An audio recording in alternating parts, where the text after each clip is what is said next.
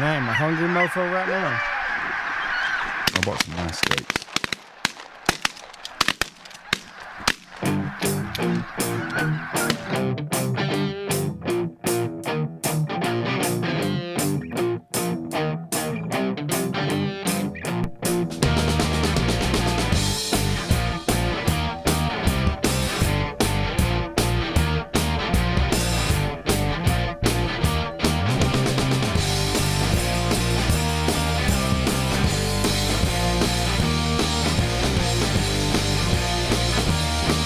Here we go.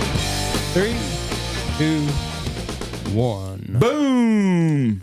And welcome to today, March 25th. I'm Jeff Stanfield with the world famous Andy Shaver, and this is sponsored by Boss Shot Shells. Brand new dove loads coming out. Dove season's only about, what, 5.5 months? Yeah. 4 months? 5 months? 5 months away, basically. 5 months away. Yep, looking at We've crossed that. We've crossed the hump. Yep, we're into spring now. On the downhill side, we got turkey season firing up.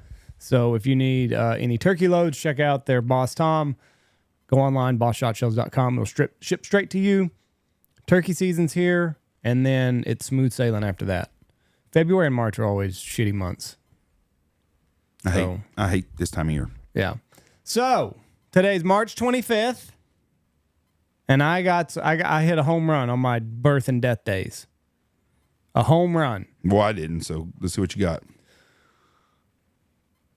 A man, one of my favorite artists, was born today in a small town of Pinner, England in 1947. Elton John. Yep. God dang it, I got it right. He was born Reginald Kenneth Dwight of Pinner, England, showed an early talent for music.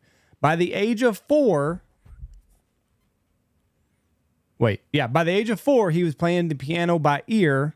And then at the age of 11, he earned a scholarship to the Royal Academy of Music. In the late 1960s, he teamed up with lyricist, I guess is how you would pronounce that word, songwriter is what I would say, Bernie Taupin. And together they formed one of the most successful singer-songwriter partnerships in history. Elton adopted his stage name, drawing inspiration from bluesology bandmate Elton Dean and Long John Baldry. Don't know where Long John comes in. Well, I guess John. I kind of got an idea, but... Yeah. He was married before. Did you know that? To a woman? He was. I did not know that. He was. He was married for a while, got divorced, tried to commit suicide. He was going to stick his head in the oven. That always cracks me up. There's nobody ever cooked themselves by putting their head He in wasn't the going to oven. cook himself. I think he turned the gas on. Okay. Just turn the gas on in the oven. That's Well, that would be a shame because he is arguably one of the top 5 greatest musicians, singers, whatever you want to call them, of all time. I'd have a hard time coming up with 4 people better than Elton John. I'm trying to find what year. Elton John. I'm trying to see what year. 1975, he tried to commit suicide. So, When did... going into all that. Okay. So he had his breakthrough album, his self-titled album, Elton John, 1970. It included hits like Your Song, marking his international breakthrough. The 1970s saw him dominate the charts with his flamboyant stage presence. I think he was still married to a woman at this time. Rocket Man came out in 1972. Benny and the Jets, Candle in the Wind, Saturday Night's All Right for Fighting were all in 73. What a Someone album. Saved Wow. My Life Tonight, 1975. I don't remember that one. I'm Still Standing, 1983. I guess that's why they call it the Blues, 1983. Sad Song, So Much, Say So Much, 1984. Going through a lot of drug addiction and a lot of bad times during the 80s. And then in the 90s, he came out with Can You Feel the Love Tonight? And that's kind of when he really kind of broke through again because he had it was Candle on in the Wind. It was on the Lion King is what it was. Yes. Can You Feel the Love Tonight? And The Circle of Life. So those were big moments in his career. Following the death of Princess Diane, he rewrote Candle in the Wind and making it the best-selling single of all time. Do you know who that was originally written for? Marilyn Monroe. It was. I can't believe you asked me that. Norma Jean. Right? Goodbye, Norma Jean. Yeah. Top songs include your song, Tiny Dancer, which is one of my favorite of all times. Rocket Man's a good song. Benny and the Jets, Goodbye Yellow Brick Road, Don't Let the Sun Go Down on Me, Someone Save My Life Tonight, which I don't think I've heard. Sacrifice, I've never heard. Can You Feel the Love Tonight, Candle in the Wind, I've obviously heard. Barry Toppin wrote most of his music. He wrote Your Song. What else did he write here? Says here, I'm trying to look. Anyway, that doesn't matter. But anyway, he was born today. I tried to find, let's see. I think he sold, where's it at? It showed, oh, no, that's my next guy. Anyway, Elton John's born today. Tiny Dancer, one of my favorite songs. Now, the guy that died today, Archer City legend, Larry McMurtry, died today. And did you know that Lonesome Dove is getting a reboot? They're redoing it all?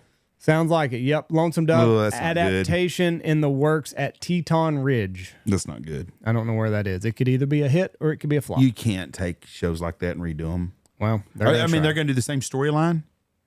I think it's a book, Jeff. I think the storyline is there. Well, that's what I'm saying. So it's going to be the same. Can't stand Robert Duvall. He's great. Why can't you stand him? I'm just not a fan. You're not a fan of his work? No, his work is very good. Oh, well then. Just him in general, but I throw in that that out. show he I done. throw that out. He done great in that show. I throw that out. Who was the other cowboy guy? Tommy Lee Jones. Tommy Lee Jones, yes. No, and who's the other one? There's another one too in there. Oh, Danny Glover. Yeah, they're just, what a great cast. Yeah. I did not realize that was a miniseries. I thought it was just a movie like the Titanic where it was like on two different VHSs. I didn't realize it was a miniseries. TV miniseries. So it was originally conceived as a screenplay for starring John Wayne, Henry Fonda, and James Stewart in the 1970s, but the project never materialized.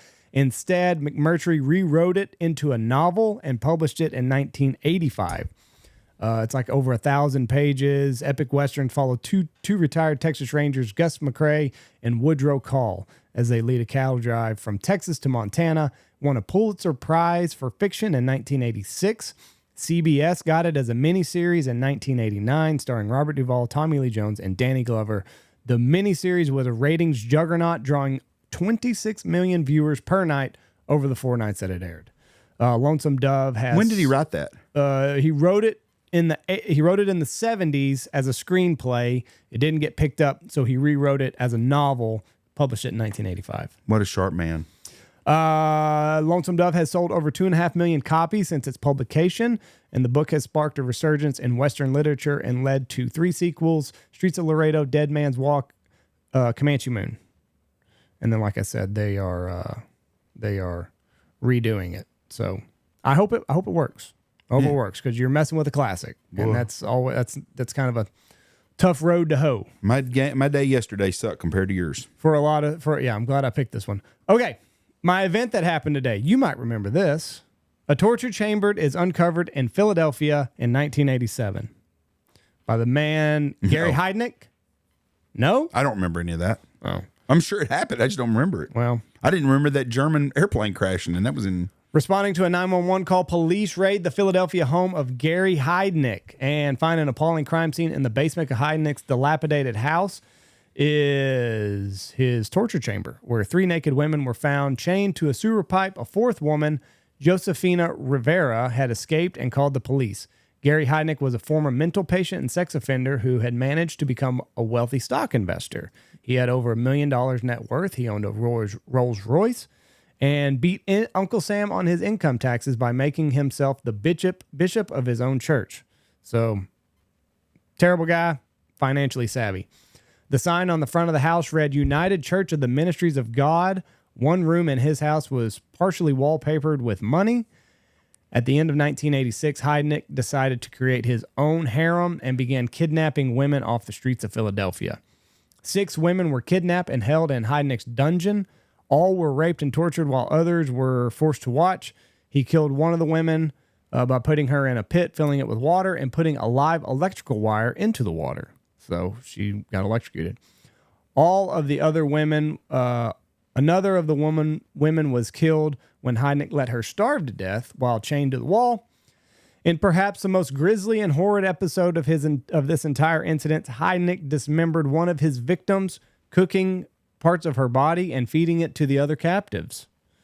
The women who were found alive recovered after being treated for dehydration and malnourish.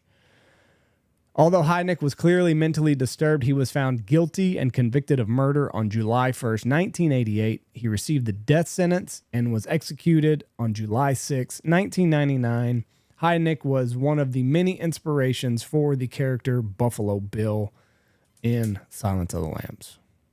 So, serial killer in Philly, a musical savant in England, and a great American Western writer, all in and around March 25th. Interesting.